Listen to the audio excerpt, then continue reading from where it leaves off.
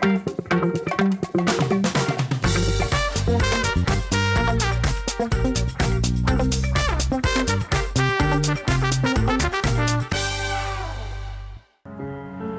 վստահ էին, որ պատերազմն ինչ-որտեղ հեռվում է, իրենց չի վերաբերի։ Նրանք չէին հավատում, որ տարիներով կողք-կողքի ապրելուց հետո հարևանը կդառնա թշնամի ու կացնով կսպանի իրենց։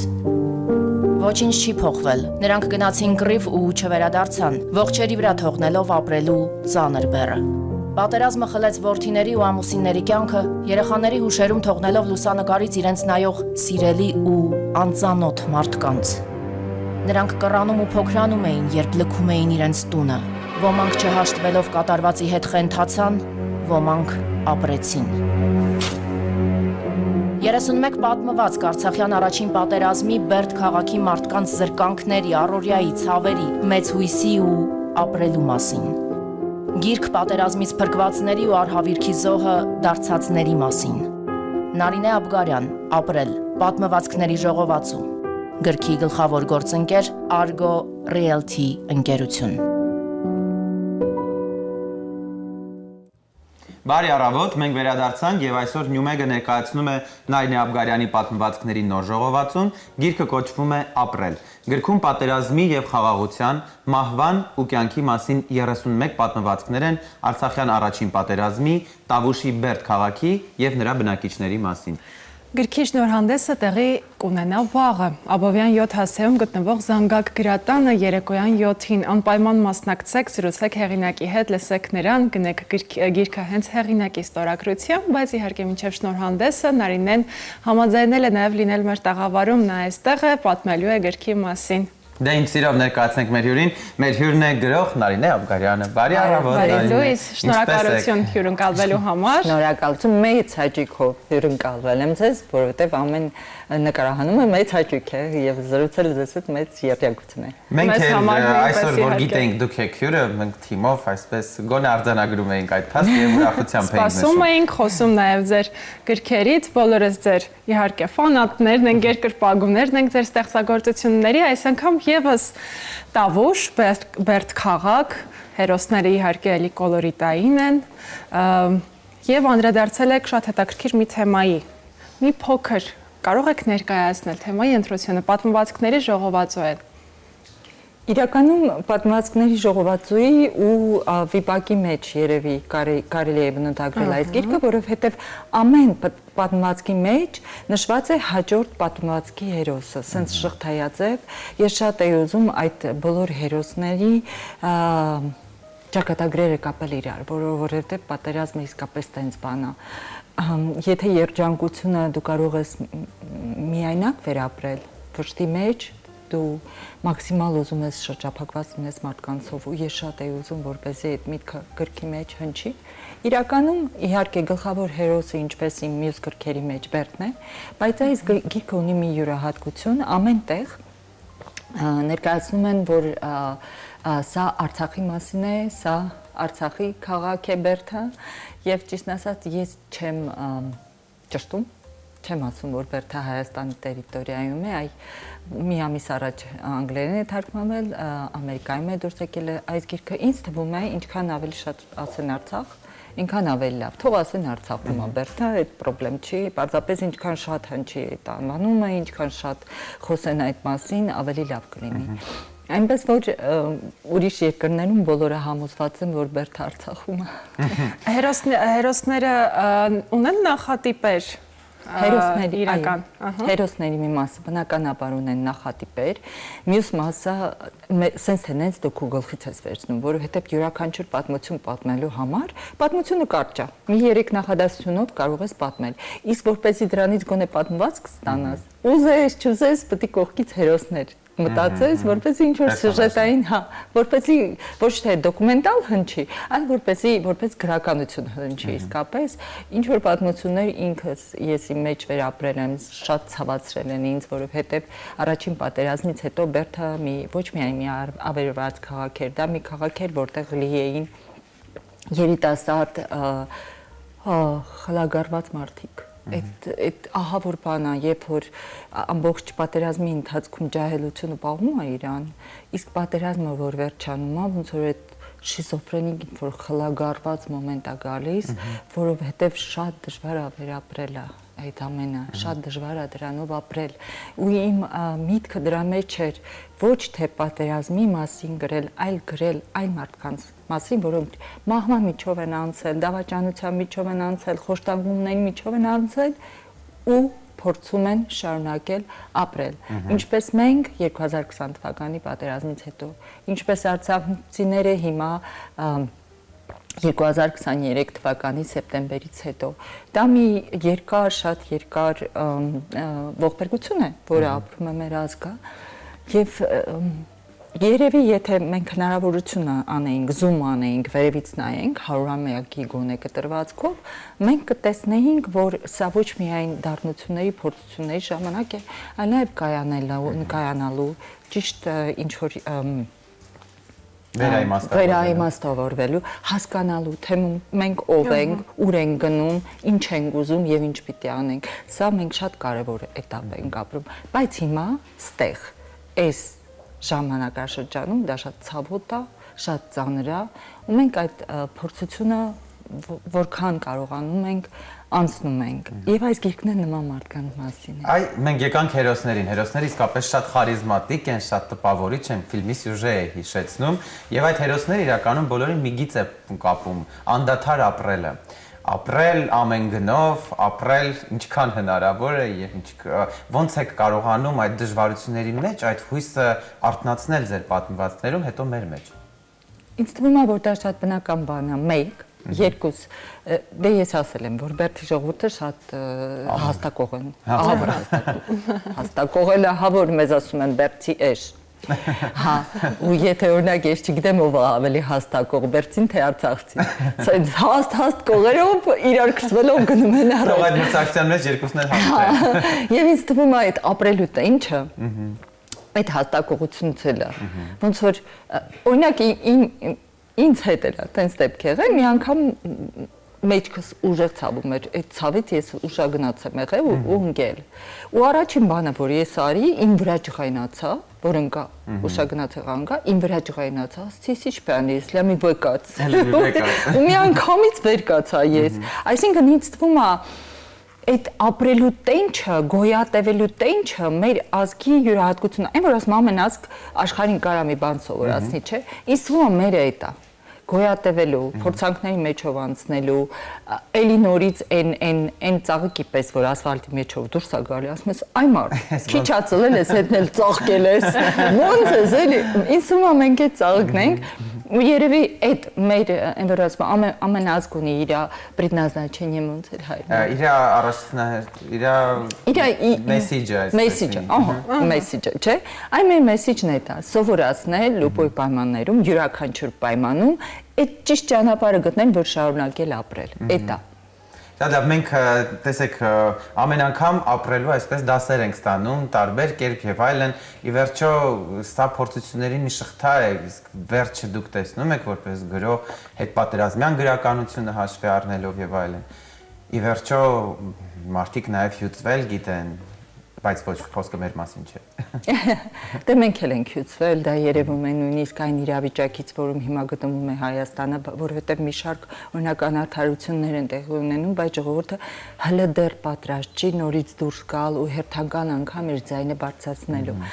Մենք շատ անկոտրում ժողովուրդ ենք ու ցեց ժողովուրդ ենք, մենք հալքին չենք մնում։ Դուք գիտեք, չէ՞, օրինակ ցարական չինովնիկները հայերին միշտ շատ տենց ման ասել են Կովկասի լեհեր, որտեղ լեհերն են շատ ըմբոստ եղել ու հայերն են շատ ըմբոստ եղել։ Այդ ըմբոստությունը մեր մեջ կա։ Հիմա մի քիչ մեր մեջ կկոտրված է, բայց դա չի նշանակում, որ այդ ըմբոստությունը վաղը նորից չի արթնանալու։ Օրինակ Հրիմյան հայրիկի պատմությունը ոնց 1903 թվականին այդ մարդը ասի ցարը ինչ որ մեծ բան է, ինչ որ արգելել է եկեղեցիներում հայերեն, եկեղեցիները փակել ու հայկական դպրոցները փակել ու ոնց պետք է լինի։ Ու ինքը դուրս գա ցարի դեմ, ժողովրդին համախմբի իր բանականներին բոլորին ասի, որ չեք լսելու իրան, ոնց է այդ եղել։ Ուրեմն այդ մեր մեջ կա, ուրեմն նորից լինելու է, չէ՞։ Ուրեմն դրանով այդ դրանով էլ առաջնորդվելու ենք ու առաջ ենք գնալու։ Դրա համար, որ դուք հարցնում եք, ես ոնց եմ տեսնում իմ ապագան, մեր բոլորից ապագան, էլի հերթական պորտքում ենք գալու, էլի ինչ որ բան փոխելու ենք, ու դե ինձ քիչ-քիչ ու պիտի հաղթահարենք, այ դա էր իմ հարցեությունը։ Անպայման պիտի հաղթահարենք, որովհետև այդքան դարերով եկել ենք, հենց նենք չենք, որ ամոթ կլինի, էլի որ ախր շատ ամոթ կլինի։ Ախր մենք այնքան սխալ կլինենք մեր նախնիների առաջ, որոնք իսկապես գոյատևել են իրանց ուսերին, խաչքարներ են հանել Արևմտյան Հայաստանից, բերել հարցրել Հայաստանում, մենք բոլորը իրանց դավաճան ենք, չի կարելի տենց։ Մենք անպայման գոյատևելու ենք ու շատ խելքով ենք լինելու։ Հələ մեր երեխեքին նայեք ինչ լավ երեխեք են։ Մեզանից լավն են։ Միանշանակ։ Տեսեք, հետ պատերազմյան շրջանում մեկ-մեկ սկսում ենք դիմացինին մեղադրել։ Այս մեկը Սարյան փողոցում նստած գինի էր խմում են, մեկը տեսակ, ինչ շքեղ էր հագնվել այս վատ տրամադրության մեջ, բայց դուք չեք կարծում, որ դա ավելի առողջ է, երբ մարդը ուզում է արագ վերականգնվել եւ տրամադրությունը բարձրացնել, քան երբ զենքերը վայր է դնում ու չգիտեմ, եւ դադարում է ապրել կյանքին, Ի վերջո որն է այստեղ այդ գիծը, օրինակ, չգիտեմ, իրար չմեղադրելու կա բանաձև։ Ինձ համար ավելի առողջ է, որ մարդը այդքանից հետո ինքը փորձում է իրան վերագտնել, քան չվերագտնի։ Ես ավելի տոլերանտ եմ վերաբերվում յուրաքանչյուր դրսևորման, որովհետև հոգեկան վիճակը մարդկանց տարբեր է։ Մեկը իրան այդ ձևով է կարողանում վերականգնի, որ շրթներ քսի, սիրուն հագնի դուրս գա։ Մյուսը անկողնու մեջ բարկած, սենց գրկած, բարձը չի ուզում ոչ մեկին տեսնի։ Ամեն մեկին պետք է հնարավորություն տալ այդ կոմայի միջով դուրս գալ։ Ոնց է դուրս գալիս։ Այդ իրա խնդրեմն է ցավոք սրտի, որովհետև երկիրը ինստիտուտներ չունի, հիմա այդ նույն ՊՏՍՌ-ը, այդքան մենք մարդ կորցրեցինք պատերազմի ժամանակ, այդքան մարդ վերադարձավ։ Ինչ օգնություն իրանք ստացան հոգեբանական, ոչ մի օգնություն։ Ամեն մեկը ոնց կարողանում է, հենց այդ սիտուացիայից դուրս է գալիս։ Ու ելքերը տարբեր են, թող բոլորն էլ լինեն։ Կարևորն այն է, որ մարդիկ ոնց ասեց ուժ հավաքեն նորից, էլի նորից ուժ հավաքեն։ Տիկին Աբգարյան, իհարկե շատ հուզիչ են պատմվածքները, հերոսները կոլորիտային են, խարիզմատիկ են, խիստ հայկական եւ տավուշյան են, ինչպես օրինակ Զուլալիում պատմվածքներում, Սիմոնում, մենք հստակ տեսնում ենք այդ տիպիկ կոլորիտը մարդկային, այն էլ տեղանքին բնորոշ կոլորիտը։ Այ ինչպես է ընդունվում արդեն օտարազգիների կողմից, դա հասկանալի է, նրանք շոշափում են այն ցավը, որ անցնում է, որ մենք կզգանք եւ կհասկանանք այն հոգեվիճակը։ Երևակայիր արդեն 32 լեզվով թարգմանվել են իմ գրքերը, պատկերացրեք ես կյանքում չէի երազել։ Մենք արդեն միայն ձեզ չենք շնորհավորում, մենք շնորհում ենք մեզ բոլորիս։ Ու գիտեք, ամեն տեղ ինչ որ նոր հարց են տալիս։ Անսպասելի, որովհետեւ մեր ուղեղին չի հասնի տենց հարց տան։ Օրինակ Իտալիայում երկնքից երեք խնձոր ընկել են, կարդացել են, շատ սիրեցին այդ գիրքը, կանայք գալիս էին հերոսի մասին, Վասիլիի մասին հարցնում էին, ասում էին, բոլոր հայ տղամարդիկ են տենց։ Դե ես ինչ եմ ասելու։ Սիմոնի մասին ինչեր են հարցնում։ Սիմոնի մասին էլ նույն հարցերն են տալիս, բոլորին դվրա գալիս։ Այս ինչ լավ հայ տղամարդիկ ունեք։ Դե ես չեմ խափելու ասեմ Լոլիբա Լենդելոնը։ Ասում եմ, в общем, 70% տենց են, մնացածն է մի քիչ վատն են դրանից։ Նենց որ ինձ համար դա շատ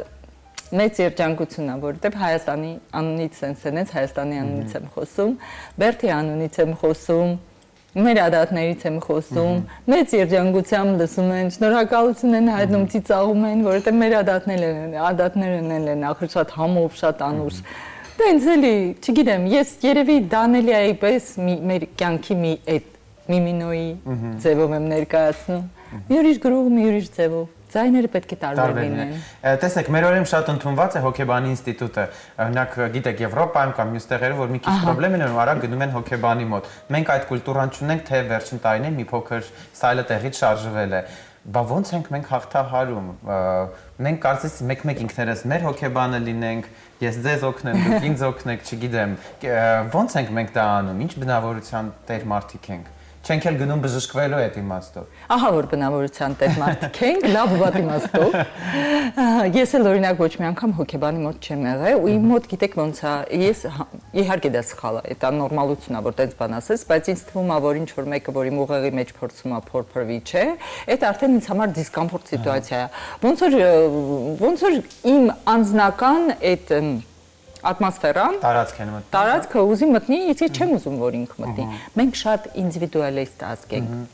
Ամեն մեկս օրինակ չգիտեմ Երևանում տենց է թե չէ, Բերդում ամեն մեկը ասում է ես իմ սեփական աստծուց գոհ եմ։ Այսինքն ամեն մեկը համարում է որ ինքը իր սեփական աստվածն ունի, իր հետ հարաբերություններն են իմիջիալ Աստծո հետ Բերդում շատ հետաքրքիր են։ Նեն չէ, էլի որ Աստված, նեն չի։ Աստվածը ոնց որ հարևան լինի, հարևան տանը։ Ուզես փողերցնես չվերադարձնես, ուզես գնաց հետը կոֆե խմես, ուզես չափարը գիշերը որ քնած չափարը մի քիչ տենի վրա անես, էլի քալիբե չկացել, էլի տենց շատ པարզ են հարաբերություններ։ Ու ինձ թվում է ամեն ինչ կա եւ շատ ավելի լավ է դա։ Ամեն ինչի մեջ ենք մենք։ Երբ ձևապաշտության նորմերից դուրս ավելի անմիջական։ Անդրկում հարևանից մոտ կարող է սիրտդ բացել, նրան պատմել, դա դրանից լավ տերապիա է։ Բժշկություն, քան որ մի հարևանը, որ մի հոգեբանը պետք է ավելի լավ խորհուրդ տա, քան նրանք X անոտոտան։ Անոտոտայից ավտան եմ։ Բայց իհարկե շատ լավ կլիներ, որ մենք նորմալ հոգեբանների ինստիտուտներ ունենանք, որովհետև օրինակ մեր արցախցիների հիմա եկել են, չէ, այդ մարդիկ ահա որ վիճակում են։ Մենք օրինակ պապայի հետ որ խոսում էի, պատմում էր հենց ասում եմ Մովսես գյուղում էր մի քանի ընտանիք կա, ասում եմ ոչ մեկի հետ չեմ շփվում։ Ասում եմ չեն շփվում, էլի պապան ասում ոչ մի ձևով չեն կարում էլի տանից հանել մարդկանց։ Ասում եմ ջա պապ ջան, պատկերացրու այդ մարդիկ ինչ ունեցել են, չունեցել են, թողել են դույս եկել։ Ու եկել են ընկել նորտեղ ու ոչ հույս ունեմ որ կվերադառնան, ոչ չգիտեմ ոնց ապրեն։ Չէ, ասում եմ ես լրիվ հասկանում եմ մարդիկ ուզում են իրանց օգնեն։ Ասում եմ իրանք պետք է այդ օգնությանը պատրաստ լինեն։ Իրանք չեն ուզում ոչ մեկի հետ խոսան։ Իրանց վշտի մեջ իրանք ասես այդ միջև անօծոյան պետք է մի հատ հոգեբան լինի, որ այդ մարդկանց գոնե մի քիչ օգնի, որ հետո անօծոյան, ասես մի հատ բաղարջ թխած կա, բարկովեի բաժակներ ու ասի ցավդ նանում տես մեր բարբարը ծեր բարբարը նմանա, իրար հետ ջանասեք ջան լսենք, տենց է էլի, այդ ապադուշկա безопасности, это հոգեբանը։ Ճիշտ գրագետ մոդեցում երևի թե մինչ դրան։ Ես կարծում եմ ձեր գիրքը եւ շատ արտակը խնդրեմ փոխանցես, այստեղ իհարկե աչքս դիպավ էս վերջին տողերը շատ գեղեցիկ նկարագրում են, այո։ Ընդհանրապես մի մոտ շատ լավ գրքեր է։ Ցույց տամ։ Շատ ապրել, սա ինչ մեր օրերում արժի անպայման ընթերցել, զուտ մնացածների կերպով էլ։ Տեսեք, ամեն ժամանակ, երբ գրականությունը տարբեր դարերում ստեղծվում է, այդ դարերում ինչ-որ վատ ու չար բաներ տեղի են ունենում, ինչպես հիմա։ Գրականությունը ինչ-որ կերպով նպաստում է, որ այդ չարը մի քիչ կչանա։ Հիմա տեսեք, մեր հետ ինչքան անարդար են վարվում, այնտեղ Պաղեստինում էլի նորմալ ծնողներ եւ երեխաներ են զոհվում, դպրոցներ են քանդում, Ուկրաինայում ինչ վիճակ է, հա։ Գրականությունը որևէ կերպով մեր կյանքը փոխում է, որ մենք բարիանանք ու նման բաներ չանենք։ Տեսեք, բոլոր դարերում կա գրականություն եւ կան նույն ճարիքները։ Ցավոք սրտի մանկական հարցեր, բայց չգիտեմ այդ հարցի միջելոցին ձել է շատ ուզում, ես այդ մասին շատ եմ մտածել։ Ցավոք սրտի ոչ։ Որովհետեւ միջև մեզ այնքան շեդևրեր են ստեղծվել իսկապես ոչ միայն գրականության մեջ, եւ գեղարվեստի մեջ, եւ ֆիլմեր, այդ ամբողջ հրաշքները, որ դու տեսնում ես, այդ եկեղեցիները, որ մտնում ես, այդ մզկիթները, սինագոգները, կապ չունի, այդ ամբողջ այդ հիասքանչ Իտալիա այս օրինակ գալիս, տեսնում ես ինչ է մարդը, ինչ մարդը ինչ է կարող իր ձեռքերով սարքել, ասես պապանձվում ես, շշմում ես ուղակի։ Չի փոխում ոչ մի բան, որովհետեւ այդ մարդու բնության մեջ է։ Մենք գիշատի չենք։ Մենք մարդասպան չենք, բայց որ մոմենտը գալիս է, այդ էլ ենք անում, այսինքն։ Ու ես մեկ-մեկ մտածել եմ ասել, բա իմաստը ո՞րն է էլի գրականության կամ այդ հիասքանչ գեղարվեստի, որ մենք ունենք, այն հիասքանչ երգերը, որ երգվում են եւ այլն։ Իմաստը ինչ է, ոնց որ ջրի վրա սենց բաներ նկարես, շրջանակներ նկարես, ջուրը միանգամից ցրի։ Նորից շրջանակ նկարես, նորից ցրի։ Ու ես մտածեցի ու հասկացա, որ դե միջև հիմա ինձ էլ են, իմ գալն էլ են նկարել, ինձանից հետո էլ նկարելու են։ Երևի այդ շարժման մեջ է, որ այդ քո ցանկության մեջ է ինչ որ բան փոխելու ու կապ չունի դու ինչ ես անում, դու գիրք ես գրում, թե հաց ես թխում, թե դասատու ես աշխատում, թե բժիշկ ես, կապ չունի։ Կապն այն է, որ քո այդ շրջանակը դու գծես, ինչքան հնարավորություն ունես, ինչքան ժամանակ ունես։ Օրինակ դուք հաղորդավարներ եք, չէ՞, ամեն օր նոր հյուր ունեք։ Երևի հոգնածնում է այդ, մարդիկ տարբեր են, մեկի հետ լեզու եք գտնում, մյուսի հետ չեք գտնում, հետո մի քիչ հոգեբանի կարիք ունեք, չէ՞, այդ գործից հետո ուզում ես հանգստանալ։ Այդ էլ է այդ շրջանակն է, որ դուք գծում եք, որովհետև էկրանի այն կողմից մարդիկ են նստած ու իրենք ձեզ նայում են, օրինակ, ձեզ լսում են, ժպտում են, այդ էլ է իրենց կյանքը փոխում։ Այդ շրջանակը, եթե դա չլիներ, ավելի վատ կլիներ։ Իհարկե, միանշանակ։ Ես այստեղ ուզում եմ իհարկե ձեր թույլտվությամբ այս կարդամ որոշ տողեր, որովհետև միանգամից ներթափանցեցին ներս, անկեղծ եմ ասում, շատ գեղեցիկ են։ Պատերազմի մասին գրելը համազոր է հույսդ սպանելուն, հավասարազոր է առանց հայացքը փախցնելու, մահվան աչքերին նայելուն։ Եթե փախցրիր, ինքդ քեզ կդավաճանես։ Շատ գեղեցիկ է ասված, կյանքն արդարացի է մահից, հենց սրանում է թաքնված նրա անխորտակելի ճշմարտությունը, պիտի անպայման հավատանք դրան ու շարունակենք ապրել։ Եվ թող այս գիրքը իհարկե ապրեցնի, շատ մեծ ուժ տա, շատ մարդկանց իսկապես։ Միմյանց վարակելու, միմյանց ապրելու ցանկության վարակելու։ Հիմա կային որ մեր եթերը կամած արդեն արդվում է, ավանդույթը չխախտենք, նախորդ անգամ երբ մեզ հյուրն կարվել էիք, ձեր սիրելի բերթեցիներին, ձեր սիրելի հարևաններին, վստահաբար նրանցից շատերը ձեզ հիմա նայում են։ Կարող եք ձեր հարազատ գյուղի բնակիչներին ջերմ ողջույններ ուղարկել, հրաշալի առիթ է սա։ Գյուղը ձեզ չներեցին մի անգամից, ասեմ, որովհետև Բերթը քաղաք է։ Ես իմ սիրելի բերդցիներին բարևում եմ, ժողովուրդ ջան, անկրկնելի եք, ձեզ շատ եմ կարոտում, իմ ամեն գրքի մեջ դուք եք ու երևի ամբողջ կյանքում ձեր մասն եմ գրելու։ Սիրում եմ, շնորհակալ եմ ձեզ, որովհետև իմ վդախնաբինի է։ Ձեր ոգեշնչման։ Իմ ոգեշնչման աղբյուրը դուք եք, շատ մերսի որ կաք։ Շատ մերսի, որ ես բերդցի եմ։ Քաղաքի գյուղի տարբերությունն էլ արդեն դա ձեր հայացքից հասկացանք Դե շնորհակալություն մեզ ուրույն կարվելու համար։ Այս պատմվածքների ժողովածուն իսկապես մեզ ապրեցնում է ձեր ներկայությունն ու տրամադրությունը։ Նույնպես միշտ այդպես լավատես եղեք, որքան կյանքում այնքան ձեր պատմվածքներում։ Այո, իսկ մենք եւս մեկ անգամ հիշեցնենք, որ գրքի շնորհանդեսը լինելու է վաղը, հունիսի 6-ին Աբովյան 7 հասցեում գտնվող Զանգակ գրատանը։ Եվ գրքի գլխավոր գործընկերն է անշարժ գույքի ոլորտում առաջատար Argo Wilty ընկերությունը։ Կարճատև դադարից հետո մենք զրուցելու ենք Argo Wilty ընկերության հանրային կապերի պատասխանատու Հովհաննես Վարդանյանի հետ։ Ձեզ նորից շնորհակալություն եւ շատ լավ օր։ Գովազդ։ Բարի առավոտ, մենք շարունակում ենք զրուցել Նարինե Աբգարյանի ապրել պատմվածքների ժողովածուի մասին։ Մեր հյուրն է Argo Realty ընկերության հանրային կապերի պատասխանատու Հովհաննես Վարդանյանը։ Բարի առավոտ, շնորհակալություն մեզ ներկայացնելու համար։ Բարև ձեզ, շնորհակալ եմ հրավերի համար։ Եվ այսպես, այո, խոսենք երևի թե համագործակցության մասին, ինչպես եղավ, որ ինչպես որոշեցիք դառնալ այս գրքի գործընկերը։ Մինչև գրքի գործընկերը դառնալը պետք է նշեմ, որ Argo Realty ընկերությունը հիմնադրվել է 2009 թվականին եւ մենք վերջին 6 տարում զբաղվում ենք բացառապես առաջնային շուկայի բնակարանների վաճառքով, տարբեր ավելի քան 40 նախագիծ ունենք, ինչպես մայրաքաղաքի տարբեր վարչական շրջաններում, այնպես էլ Կոտայքի եւ Արագածոտնի մարզերում։ Ինչու Նյումեգի հետ համագործակցություն եւ ինչու հենց այս գրքի հետ կապված առաջարկը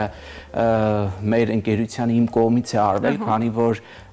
Նարինե Աբգարյանի գրեթե բոլոր ստեղծագործությունները կարդացել եմ ու ինձ համար, նաեւ մեր ընկերության համար կարեւոր էր լինել այն գրքի գլխավոր գործընկերը, որը որ իսկապես կկարդացվի այդ գիրքը ու ընդհանրապես ես այն համոզմանն եմ, որ ցանկացած ընկերություն ձգտում է հովանավորել այնպիսի մի բան, որը որ լավը կլինի եւ որ այդ լավը իրոք արժեք կստեղծի, իսկ գրականությունը, առավել եւս լավ գրականությունը այդ արժեքներից մեկը կարող է լինել Ինչու Նարինե Աբգարյան մի պարզ պատճառով, որ Նարինե Աբգարյանին իսկապես կարդում են եւ Նարինե Աբգարյանը այն եզակի հայ գրողներից մեկն է, որը քիչ առաջ Նարինեն էլ նշեց, ավելի քան 3 տասնյակ լեզուներով է թարգմանվել։ Պետք է լինի նաև հայերեն։ Այո, պետք է լինի նաև հայերեն եւ առավել եւս ապրել պատմվածքների ժողովածուն, այս հետպատերազմյան շրջանում ինձ թվում է կարևոր ուղերձ կլինի շատերի համար։ Հետաքրքիր ինչու է ընկերությունը կարևորում հայ ժամանակակից գրողների ստեղծագործություններին օժանդակելը եւ խոսենք նաեւ ձեր ընկերության մասին ու դրա սոցիալական պատասխանատվության։ Տեսեք, այս 16 տարվա ընթացքում Argo-Realty ընկերությունը այս կամ այն կերպ կանգնած է եղել տարբեր նախաձեռնությունների կողքին, սեմինարներ, հովանավորչական տարբեր նախաձեռնություններ ճամբարների եւ առավել եւս կյանքի դժվարին իրավիճակում հայտնված երեխաները մեր հիմնադիր Արայիկ Գոջաբաշյանի ուշադրության կենտրոնում են, թեև ինքը չի սիրում այդ մասին խոսել, որովհետև համոզված է, որ ոչ բոլոր հովանավորչական բաներն են, որոնք հանրայնացման կարիք ունեն եւ Նարինե Աբգարյանի ապրել պատմվածքների ժողովածուն բխում է մեր հենց այդ կորպորատիվ սոցիալական պատասխանատվության ռազմավարությունից։ Գիտեք, մեզ համար կարևորը ոչ միայն այդ բիզնես նպատակներ հետապնդելն է, այլև մարդկանց կյանքի որակը փոխելը։ Մանավանդ հետպատերազմյան շրջանում։ Այո, առավել եւս հետպատերազմյան շրջանում ինչ հասել է կյանքի որակի փոփոխություն, տեսեք, եթե ես դա փորձեմ ասոցացնել մեր ոլորտի հետ, այսինքն բնակ ֆոնդի թարմացման տեսանկյունից ոչ միայն, այլև բոլոր առումներով։ Ես պետք է համեմատության համար ասեմ, որ մենք վերջին տարիներին պարբերաբար հայտնվել ենք Հայաստանի 1000 խոշոր հարկ վճարողների ցանկում եւ վերջին 7 տարում, երբ այս նորակառույցների բում է, հա, մենք ավելի քան 17000 ընտանիքի ապահովել ենք բնակարանով։ Ընդ որում պետք է նշեմ, որ 7000-ը արդեն տոնել են բնակարանամուտ եւ միայն 1000-ին այս տարի տրամադրելու ենք բնակարանի բանալիներ։ Այ վերադառնալով գրականությանը, ասեմ, որ շատերի մոտ կարծիք կա, որ հայ գրականությունը, հայ ժամանակակից գրականությունը պատշաճ չի ներկայացվում, միջազգային հարթակներում լսելի եւ ընթերնելի չէ, բայց հանձին մեր հեղինակի Նարինե Աբգարյանի մենք ունենք մի գրող, որը որ եվրոպական բազմաթիվ գրական մրցանակների դափնեկիր է, այսինքն եթե հայկական գրականությունը հասանելի չէ միջազգային հարթակներում, այդ միջազգային այդ որ հրատարակչություններն են, այսինքն 32 հրատարակիչ հենց այնպես վերցրեց ու հայ գրողի ստեղծագործություն թարգմանեց, այդքան էլ Դե հենց այստեղ էլ գալիս է այդ կարևորությունը, իսկ հետաքրքիր ընկերությունում ինչպես եք նպաստում ընթերցանության տարածմանը եւ իհարկե սա լավագույն առիթն է, որով կնպաստվի։ Տեսեք, ես այն համոզմանն եմ, որ ծառայությունների սպասարկման ոլորտում ճիշտ ու գրագետ խոսքը կարող է բիզնեսին մեծ հաջողություններ բերել, մեծ վաճառքներ ապահովել։ Եվ մեր ընկերությունում, քանի որ վաճառքի մասնագետները աշխատում են գնորդների հետ, գրեթե բոլորի սեղաններին գիրք կարող ենք տեսնել։ Մեկը պոեզիա է կարդում, մեկը թարգմանական, մեկը ժամանակակից, մյուսը այո, non-fiction ժանրի գրքեր եւ ես կհիշեմ, որ վերջին շրջանում օրինակ Ալեքս Մայքլիդիսի, Հովիկ Աֆյանի, Սյունե Սևադայի գրքերն էին քննարկում միմյանց փոխանցում, ինձ համար սա կարևոր ուղերձ է եւ կարևոր մթնոլորտ։ Այո, շատ կարևոր մթնոլորտ, որովհետեւ դու չես կարող անընդհատ այդ լարված մթնոլորտում աշխատել։ Դու պետք է շարունակես միշտ զարգանալ, իսկ առավել եւս Նարինե Աբգարյանի ստեղծագործությունները, այո, առավել եւս ապրելու նոր շատ ճիշտ ու շատ կարևոր ռազմավարությունը, թե բիզնես տեսանկյունից, թե որպես հայ եւ հայրենասեր մարդ, շատ կարևոր, ռազմավարություն է։ Պարոն Վարդանյան, դուք նշեցիք, որ Նարինե Աբգարյանի ստեղծագործությունները կարդացել եք, սիրում եք, կարդում եք, ինչով կառանձնացնեք ապրելը։ Կարդացել եք արդեն ռուսերեն տարբերակը կամ հայերենը, հասցրել եք կարդալ։ Ես հայերեն այսօր թարգման մեզ բերել։ Քանի որ առաջին օրինակը ըստ երևույթին 3 երեկոյան է տպարանից դուրս եկել, չեմ հասցրել ընթերցել, բայց սիրով կկարդամ։ Տեսեք, այս հետ պատերազմյան իրավիճակում շատ դժվար է, այսինքն ծանր գրականություն կարդալ, իսկ Նարինե Աբգարյանը այնքան գեղեցիկ գրիչ ունի, այնքան թեթև է գրում, որ տեսեք նույնիսկ պատերազմի մասին Համբոն բիձեն մի բլթակ է ուտում, մյուսը տալիս է նրանք ահավոր են այդպես ուտելուց։ Օրինակ։ Տեսեք Նարինե Աբգարյանը օրինակ պատերազմի մասին այնպես է գրում, որ ծանր է, դաժան է, բայց այդ պատերազմի կրողն է ստանում, այսինքն գյուղի, այո, գյուղացու մասին այնքան նուրբ, այնքան համ ու հոտ է տալիս, որ այդ զվարճանքները, հետաքրքրությունները մտնում են մարդու են հոգու խորքը ու հուզում են։ Ու գիտեք, ես օրինակ Նարինե Աբգարյանի գրքերը ուրեմն կարդալիս շնչում եմ ու արտաշնչում եմ այն ժամանակ, երբ որ փակում եմ գրքի վերջին էջը։ Սա խոսում է հեղինակի հաջողված լինելու մասին ու Նաև գրչի թեթևության մասին իհարկե, նաև քեզ դեպի այդ Մենք շատ կոմպլիմենտներ կարող ենք անել եւ The Guardian-ը նրան առանձնացրել է եւ նա 2020 թվականի Եվրոպայի ամենավառ գրողներից մեկն է համարվել եւ դա ի պաշտոն է այսպես։ Անչափ շնորհակալություն մեզ հյուրընկալվելու համար, շնորհակալություն ձեր սոցիալական ծրագրերի եւ այդ նախաձեռնությունների համար։ Ես եմ շնորհակալ, որպես վերջաբան ասեմ, որ տեսեք Նարինե Աբգարյանը ոչ միայն լավ գրող է, այլ նաև լավ կարողանում է մի հատվածում ինչ-որ վավերագրել, մի հատվածում ինչ-որ մեկնաբանողի դերում հանդես գալ եւ մեր ընկերությունը, Argo Realty ընկերությունը կարծում եմ կգա մի օր, երբ որ թղթին կհանձնի նաև իր հաջողության պատմությունը, ցույց տալով թե ինչպես պետք է հաջողել անշարժ գույքի ոլորտում։ Շնորհակալ եմ։ Լավ օրինակ կլինի նրանց համար, ովքեր հետաքրքրված են այդ ոլորտում։ Ձեզ լավ օր։ Շնորհակալ եմ հրավերի համար։ Ձեզ նույնպես շնորհակալություն։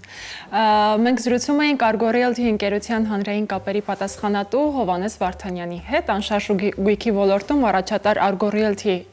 Նարինե Աբգարյանի պատմվածքների նոր ապրել ժողովածուի գլխավոր գործընկերն է, որի համար շատ շնորհակալ ենք։ Պատմվածքները նկարագրում են պատերազմը, մահը ու մարդկանց, որոնք շարունակում են